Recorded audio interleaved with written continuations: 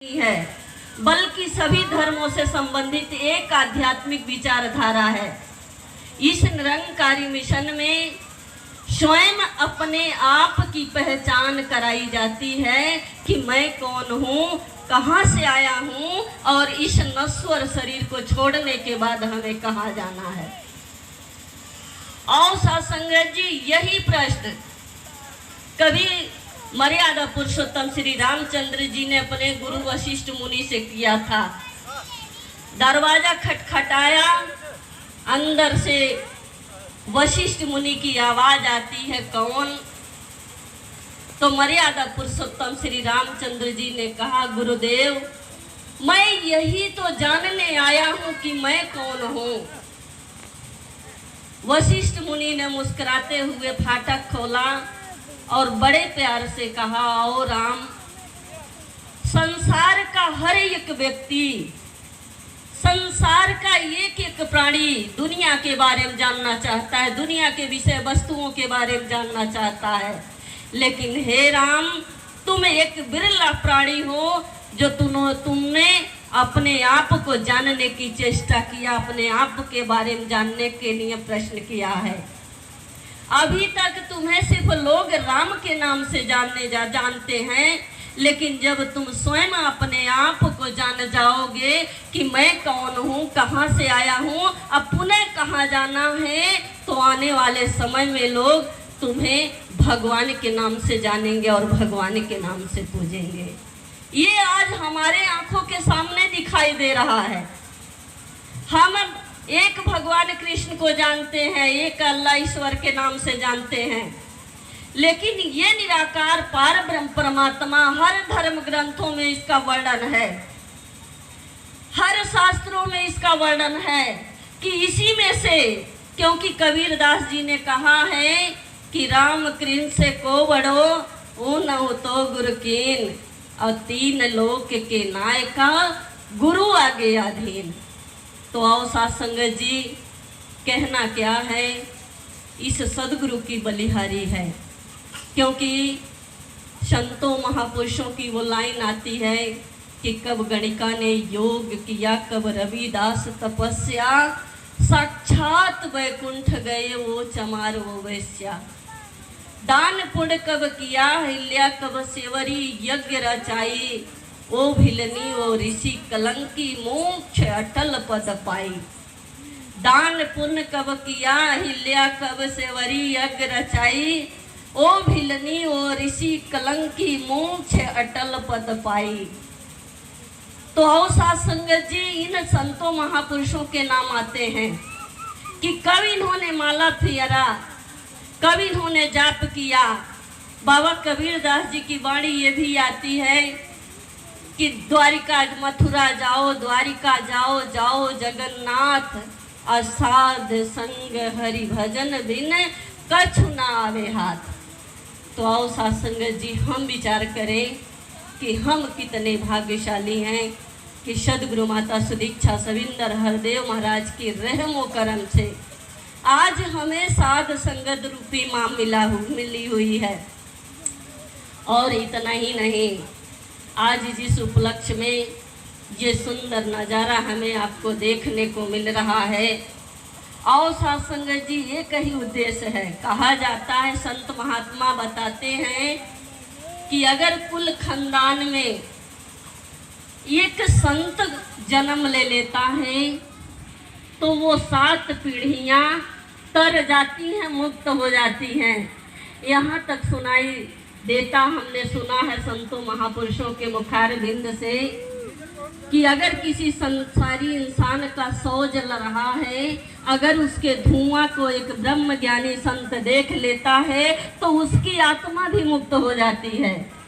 लेकिन आओ सत्संग जी, संतों ने यहाँ तक कहा कि अगर कुल खानदान में एक संत पैदा हो जाता है तो आने वाली 7 पीढ़ियां बीती हुई, यानी 14 पीढ़ियां तर जाती है। इसका उदाहरण मिलता भी है इतिहास में, क्योंकि भगीरथ जी, उनके 60,000 पूर्वज जो कपिल मुनि के श्राप से जल गए थे, भस्म हो गए थे, और जब नारद मुनि के इशारे से भगीरथ जी को पता हुआ, तब उन्होंने हजारों बरस तपस्या करके भगवान भोलेनाथ को प्रसन्न किया।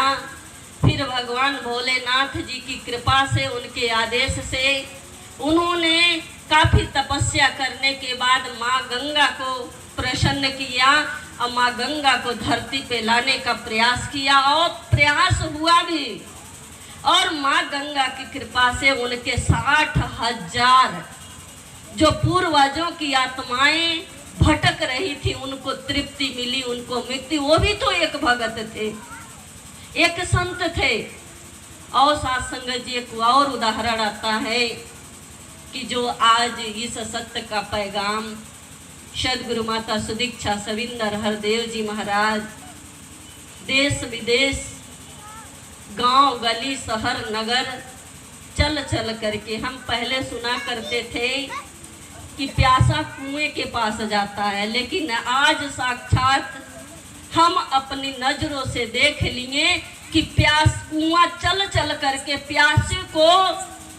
प्यासों की प्यास बुझा रहा है। तड़पती आत्माओं को ठंडक पहुंचाने का सदगुरु माता सुदीक्षा सविंदर हरदेव महाराज जी कृपा कर रहे हैं। आज उसका नज़ारा हमें इलाहाबाद, बनारस, आजमगढ़, पटना और कहां कहां प्रोग्राम है, आप सभी लोग जानते हैं यूट्यूब के माध्यम से। ये दिखाई दे, ये साबित हो रहा है कि पहले तो प्यासा कुएं के पास जाता था, लेकिन आज इस कलयुग का भक्ति का मार्ग इतना सरल हो गया, इतना आसान हो गया कि स्वयं कुआं प्यासे के पास चल करके उसकी प्यास को बुझा रहा, उसकी आत्मा को तृप्त कर रहा है। तो आओ सत्संग जी जो दासी उदाहरण देने जा रही थी कि आज जो जिस सत्य का पैगाम सदगुरु माता सुदीक्षा सविंदर हरदेव जी महाराज दे रहे हैं, इसी तरह कभी गुरु नानक देव जी भी इसी सत्य का पैगाम देने का प्रयास किया और दिया भी।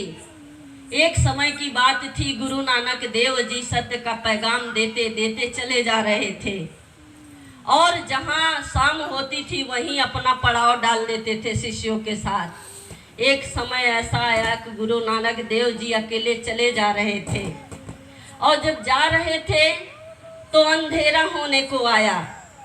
गुरु नानक देव जी ने कदम बढ़ाया कि आगे सामने घना जंगल है, पास में नदी भी है और जल्दी जल्दी कदम बढ़ाते हैं, जो भी गांव मिलेगा उसमें हम विश्राम करेंगे। और जो जल्दी जल्दी कदम बढ़ाने का प्रयास किया, उसी जंगल में 3 चोर मिले।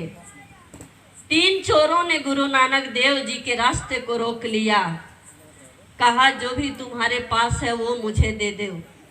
तो गुरु नानक देव जी ने कहा कि मेरे पास तो कुछ नहीं है, एक थैला है, अगर तुम इसे लेना चाहते हो तो ले लो। तो कहा ठीक है दे दो। आओ सत्संग जी, लेकिन थैला देते हुए गुरु नानक देव जी ने कहा कि इस थैले में बहुत से ऐसे भी वस्तुएं हैं जो तुम्हारे काम की हैं और बहुत सी ऐसी वस्तुएं भी हैं जो तुम्हारे काम की नहीं है, हमारे काम की हैं। लेकिन अंधेरा हो चुका है, ये पता कैसे लगेगा कि कौन सी वस्तु तुम लोगों के काम की है और कौन सी वस्तु हमारे काम की है। तो आओ सत्संग जी, समय का रुख, ये मौसम का रुख बदला हुआ है, बातें तो बहुत सारी हैं जो आपके बीच दासी अक्सर शेयर किया करती है। तो दासी और ना कुछ कहते हुए लास्ट में विनती